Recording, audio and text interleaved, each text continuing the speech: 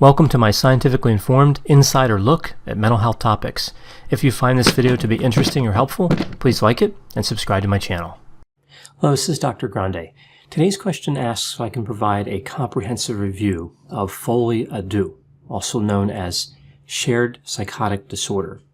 Another question here is, can I review the relationship between Folie deux and homicide? And what are mystical and persecutory delusions? So first I'll review Folie deux, and then I'll talk about this relationship to homicidal behavior and the role of different types of delusions, and then get to a few examples of cases. The whole concept of Folie deux originated in the 19th century in France.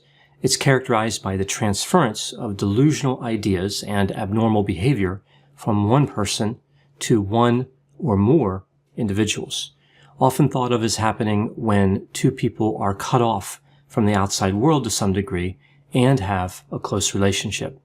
This disorder was referred to as shared psychotic disorder in the DSM-4 TR, but it is not a diagnostic classification in DSM-5.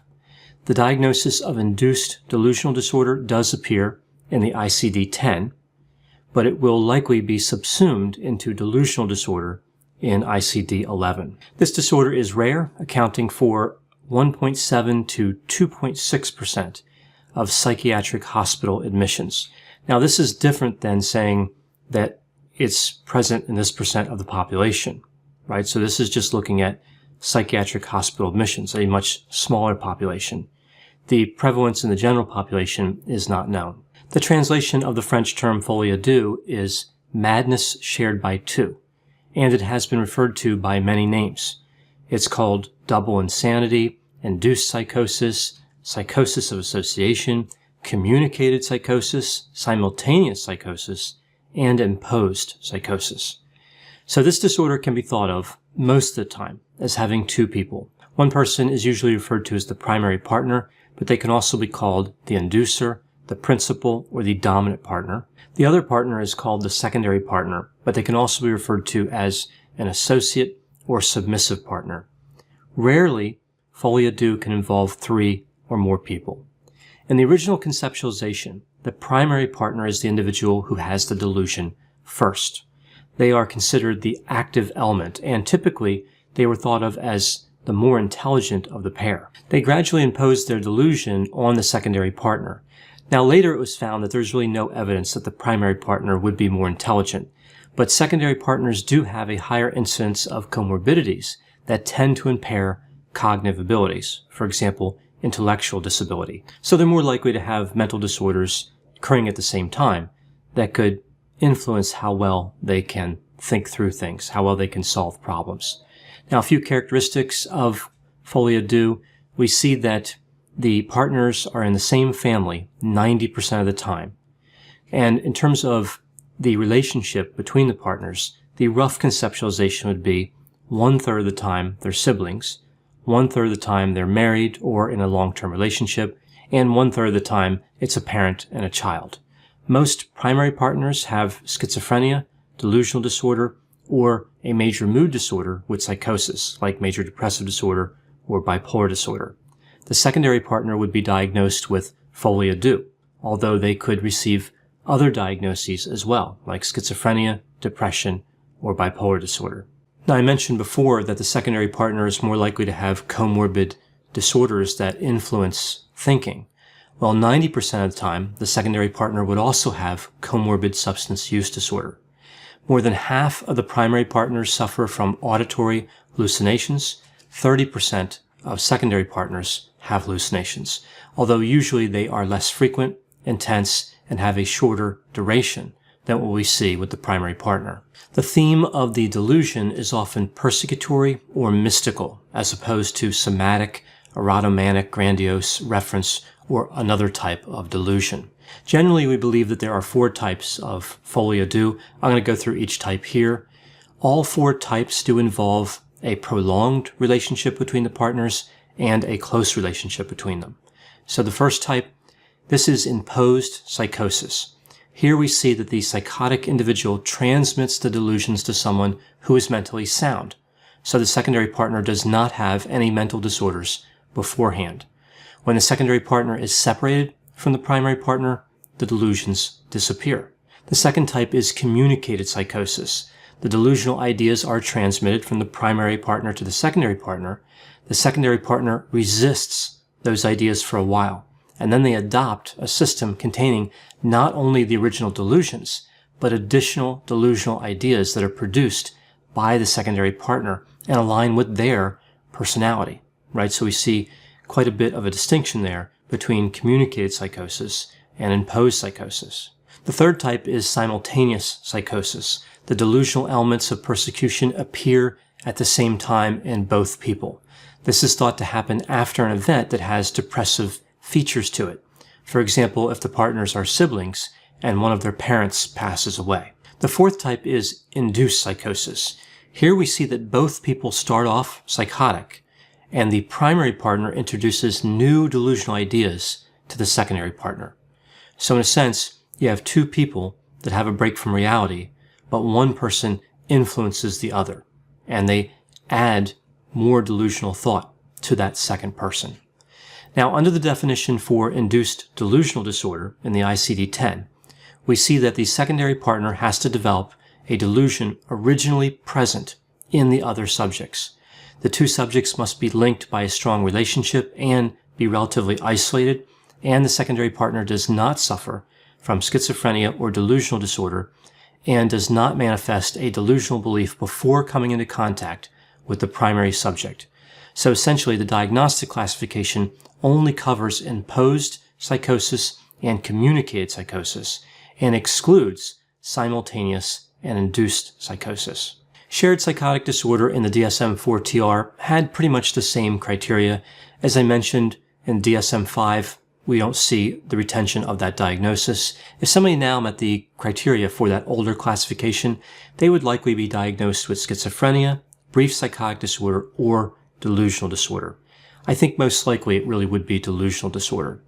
If the secondary partner does not fulfill the diagnostic criteria for a delusional disorder, the diagnosis of other specified schizophrenia spectrum or other psychotic disorder can be used with the following specification: delusional symptoms in the partner of an individual with delusional disorder. So now looking at the etiology, so what causes the disorder, what are the risk factors? So the social isolation of the two partners seems to be the most significant risk factor. Then we have a close relationship between the two partners, that's a risk factor.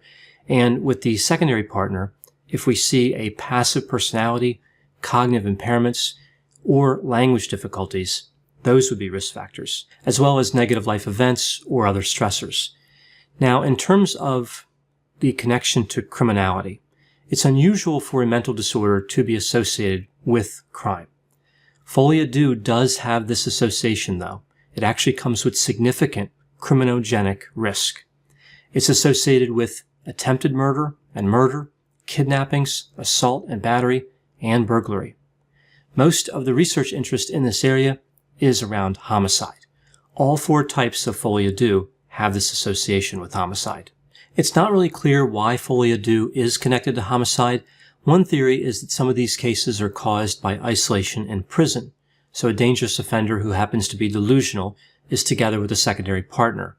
That person develops folie deux, and the delusions escalate to violence. This, of course, doesn't explain the vast majority of homicides associated with folie deux. One thing that occurred to me as I was reviewing the literature around this was that perhaps with folie deux, what happens is that the partners are living a life similar to the life that they would live in prison. Isolated, neglected, they don't have social interaction, they don't have access to pro-social figures, they feel as though they're being punished. So it's not prison in the sense that they weren't convicted of a crime and sent to a facility, but sometimes life can imitate prison conditions. So we not only observe this association with homicide and folie deux, but the nature of homicide seems to be different for people with this disorder. For example, we see a great deal of violence. Now, of course, murder is characterized by violence. I've never heard of a non-violent murder. By definition, murder will have violence. But what I mean here by a great deal of violence is violence that exceeds what was required to commit the murder. they are excessively brutal murders. For example, we hear stories of people being stabbed repeatedly or attacked with a weapon like a hatchet. Most of the homicides associated with the disorder are impulsive, although we do see a fair number that involve premeditation. Those who commit murder under these circumstances do not attempt to conceal the crime, usually. They don't exhibit any regret or remorse. We see a lack of empathy toward the victim, and this is true even when the victim is a member of their family.